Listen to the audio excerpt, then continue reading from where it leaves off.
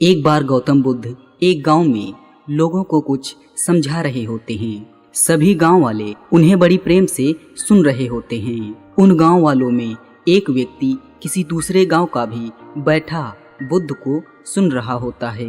बुद्ध की बात पूरी होने के बाद बुद्ध वहां से उठकर चलने लगते हैं।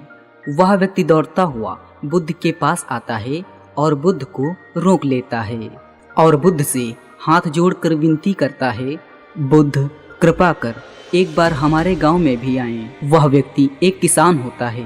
बुद्ध उस व्यक्ति से कहते हैं, तुम चिंता ना करो, हम तुम्हारे गांव अवश्य आएंगे। ये कहकर बुद्ध और उनके भिक्षुक वहां से चले जाते हैं। अगले ही दिन बुद्ध और उनके भिक्षुक उस किसान के गांव जाते हैं। बुद्ध को देखते ही सभी गांववासी बुद्ध के पास आते हैं और अपना प्रश्न करने लगते हैं। गांव के सभी लोग बुद्ध के पास आ जाते हैं, पर वह किसान बुद्ध के पास नहीं आता। वह किसान बुद्ध के पास इसलिए नहीं आ पाता कि उसके आज ही 2 बैल खो जाते हैं, जो उसकी रोजी रोटी के साधन थे। घर में चिंतित बैठा यह सोच रहा होता है कि वह बैलों को ढूंढने जाए या बुद्ध को सुनने जाए। वह किसान बड़ी दुविधा में फंस जाता है।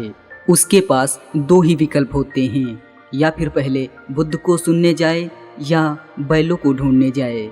बहुत देर सोचने के बाद वह एक विकल्प चुनता है और सबसे पहले वह अपने बैलों को ढूंढने के लिए जाता है। उधर बुद्ध उस किसान का इंतजार कर रहे होते हैं जिसने उनको बुलाया था। बहुत देर इंतजार करने के बाद बुद्ध और उनके शिष्य वहां से चले जाते हैं। किसान बहुत मेहनत के बाद अपने बैलों को ढूंढ लाता है। किसान बहुत दुखी होता है। उसे खुशी होती है कि उसके बैल मिल गए, लेकिन वह दुखी इसलिए होता है कि उसने बुद्ध को अपने गांव बुलाया था और वही सुनने न जा सका। अगले दिन किसान बुद्ध को ढूंढते ढूंढते बुद्ध के पास पहुंच जाता है और वह रोने लगता है। तुम रो क्यों रहे हो बुद्ध?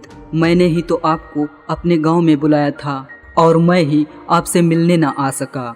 हे बुद्ध, कल मेरे दोनों बैल वन में खो गए थे। मेरे पास सिर्फ 2 विकल्प थे, या मैं पहले आपको सुनने आऊं या मैं अपने बैलों को ढूंढूं। बैल मेरी रोजी रोटी है और यदि वो नहीं मिलते तो मेरे भूखे मरने की नौबत आ सकती थी, इसलिए मैं उन्हें ढूंढने चला गया। मुझे माफ करे बुद्ध, मैंने आपका अपमान किया है। बुद्ध उस व्यक्ति से कहते हैं, यदि तुम उस समय मुझसे पूछते कि तुम्हें क्या चुनना चाहिए तो मैं वही कहता जो तुमने किया है। यदि तुम पहले मुझे सुनने आ जाते तो तुम मेरा एक भी शब्द नहीं सुन पाते। तुम केवल अपने बैलों के बारे में ही सोचते, परंतु अब तुम्हारे बैल मिल गए हैं। अब तुम हमें आराम से सुन सकते हो। मैं बहुत खुश हूँ ये जानकर कि तुमने पहले कर्म को चुना है।